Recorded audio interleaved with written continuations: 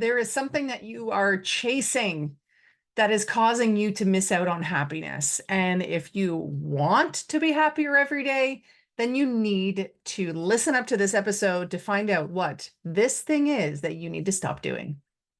Hello, lovely dynamic women, and welcome to the Dynamic Women podcast. I am Diane Rolston, your host, and you need to stop chasing success if you want to have happiness now.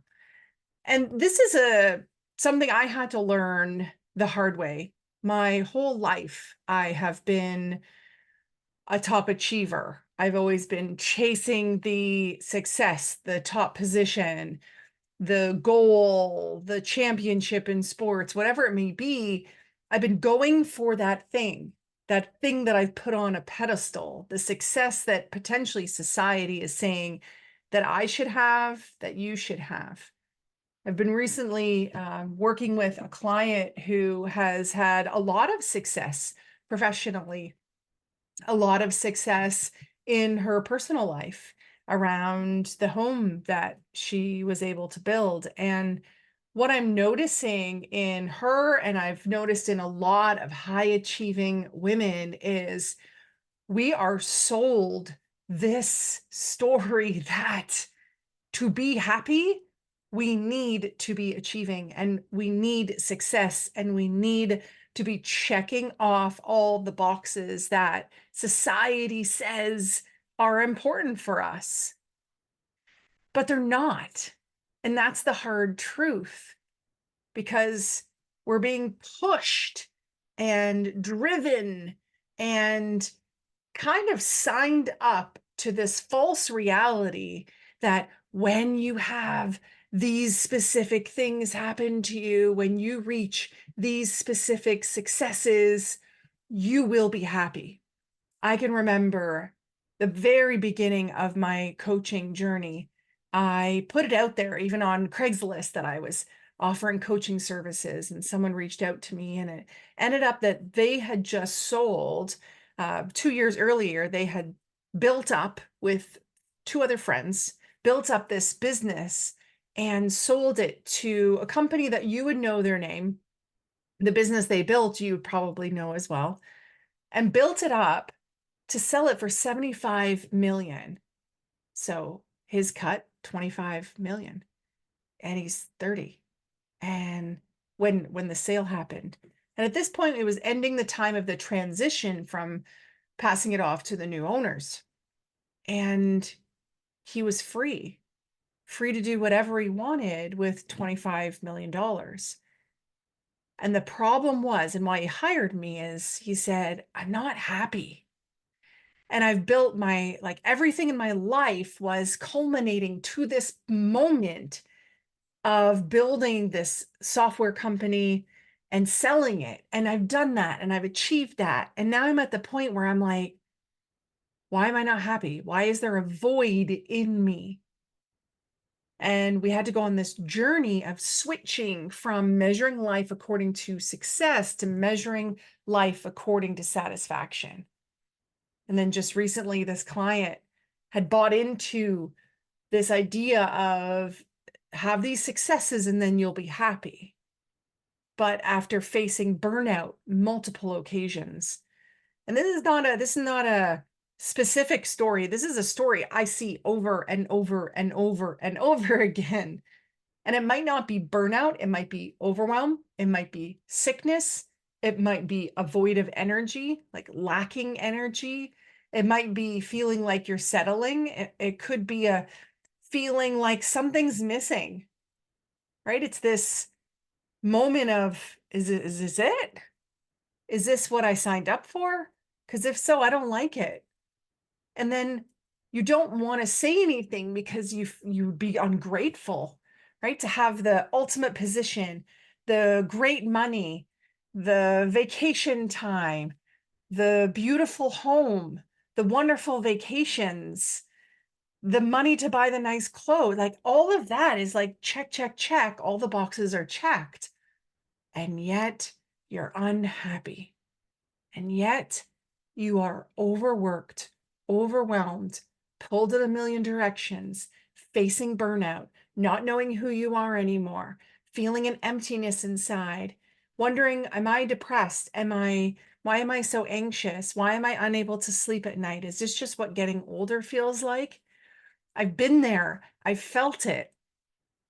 And it's not just being in a 9 to 5. It can happen in your business as well. It can happen in life. It can happen in the perfect career, the perfect business. That feeling of why am I not happy? And as I mentioned, you dare not say anything to anyone because it would seem like you are so ungrateful.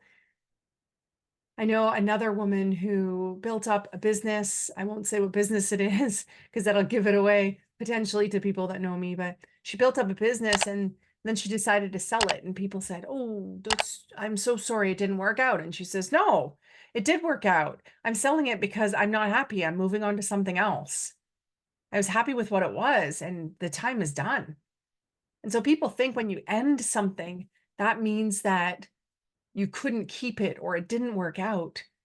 But I have clients who leave successful jobs, step down from successful positions, leave their dream home.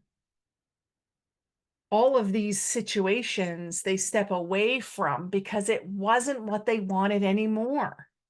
Sometimes we paint a vision for ourselves of this is what I wanted, and then we make a new decision later down the road as this not completely new person, but with different, maybe a different value system or different, stronger dialed in values, more of a vision for what's important in life. And so we have this moment where the person you are today is wanting to make a different decision than the person of the past. That stuff doesn't matter anymore because you've learned and there's wisdom that has come in. And some people might say, "Oh, that's too bad that you couldn't keep it going," or that was a bad decision for leaving that. That's like you'll never get that type of career position. You'll never have that kind of money again. Well, you know what? You know what I say? It's worth testing it out. It's worth taking the jump. Some of my clients have grieved that circle of friends they had, grieved the amount of money they were making. They've grieved the position they had. But was it actually what they wanted or what their ego was telling them to go for? We have this fine line of this is for you and this is a jail that you're going to be trapped in. I felt that years ago before I started my business. I was coming home at night and reaching for the wine and eating the junk food and being tired and wondering, why am I unhappy? I have everything on paper successful. Check, check, check, check, check. I was in a career that my schooling got me into. I had great pay. I had wonderful vacation, paid vacation every 4 months, every 3 months, actually. I was engaged to be married. We were looking to buy a home. Like everything was getting checked off. It was in the path. And I was like, why do I feel this restlessness? Why do I feel empty? I thought all of this was supposed to be exactly what I wanted. But the thing is, I didn't know what the vision really held for me. Over my path, there's been different pieces that have come in, piece after piece after piece, and it started to reveal for me the new vision for my life. And that's what I find happens with clients is once they stop measuring their life according to their success and they start measuring it according to their satisfaction, their contentment, their happiness, their values, oh, life becomes so rich and energetic and happy and joyful and fulfilling and exactly what they wanted, but they had never really asked themselves those questions. So are you going to break free from what society is telling you is successful for you? What is important to you? It is not what is important to you. If you really break it down, these other things are what matters most. I've heard many people who have gone to third world country and helped people and built homes or schools or wells or fences or helped in the farming or did soccer camps and all these maybe mission work or Habitat for Humanity work. And the thing they say to me is, I can't believe how happy these people are. I thought I was coming in to like teach them things, and they taught me things. And that's because these people aren't measuring their life according to their success. They are looking for what makes me happy and what are the things I need and where can I build relationships and do the things I love. And so, yes, they may not have lavish homes and amazing careers that bring in a ton of money, but they're happy. They're happy. So you need to stop measuring your life according to your success. I know it's hard. It's so hard. I'm a recovering perfectionist. I am a recovering high achiever. I still achieve, but slowing down has been one of the greatest gifts for my life.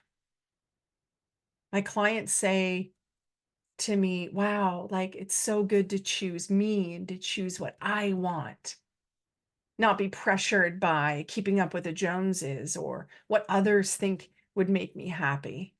It's not about the ego of how it looks. It's more about living a life and how it feels. That's the key thing. I'm sure you've heard many times over people on their deathbed. They're like, they don't say things like, I wish I earned more money. I wish I got more awards. I wish I had a higher level in the company or in my career.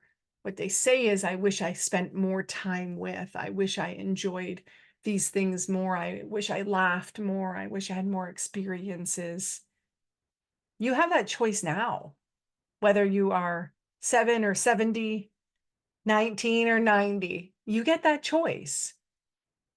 And so I love when my clients have that moment of, wow, wow, like this is what it means to live. This is what it means to be happy. I was just living in black and white before. And now I get to choose what I want to have.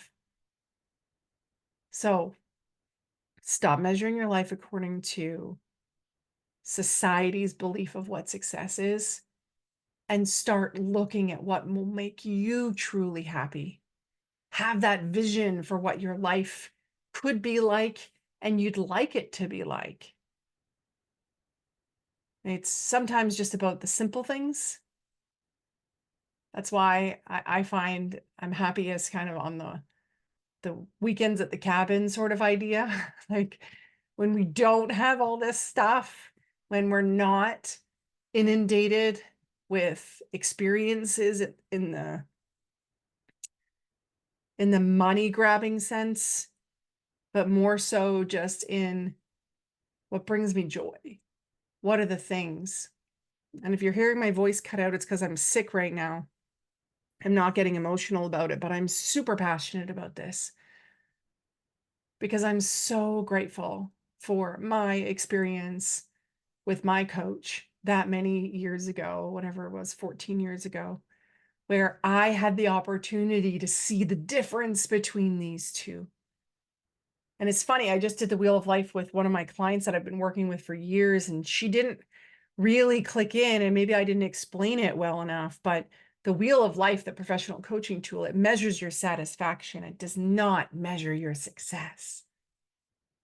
So if you want to go through that experience, I do have 2 one-on-one coaching spots right now where we can truly figure out where are your wants and your needs and what is the vision for the life you really want to have, and how do we bring that spark back to you being able to be satisfied, not just when you've achieved success, but now and every day on the way to success. We don't want to keep waiting for those when days, the if days. We want it to be happening now, because some of our goals are big. They're so big. They're like 5 years from now or 10 years from now. So what does that mean for this life in the moment? That client that I had who had 25 million, he was able to look at all areas of life and determine, what do I really want in those areas? What values really matter to me? And what came forward was family, being connected in a partnership with someone else so that they could share their life with them, and being able to develop things like their language from their culture, their background, and forming more family bonds because they've been working so hard for so long. So I ask that of you. What is it going to take for you to stop measuring your life according to success and instead measuring your life according to satisfaction? This is one of the biggest switches, maybe even the biggest switch that I made 14 years ago, that has made the biggest difference in my life and is the biggest difference in every client's life. And you may think, that's simple, I can do that. Well, it's much easier with someone else. It's much easier with someone else looking into your life, giving you that kind of hard truth, the no BS around and taking you through it. I tried to find the happiness myself. And even as a coach, I can't do it to myself. I need someone else there. I'm happy to be that person. As I said, I've got 2 spots right now for one-on-one coaching. Let's do this. Let's spend the next little while figuring out what that vision is for you and helping you to be happy every single day. Thank you so much for listening. Who do you know that needs to hear this message? Share this episode with them, as well as hit subscribe so that you don't miss out on any future episodes.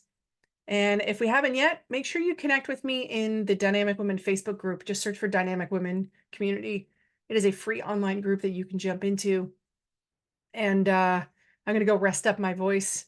I hope that that I can get over this sickness. So send some prayers my way if you don't mind. And until next time, stay dynamic. Bye, everyone.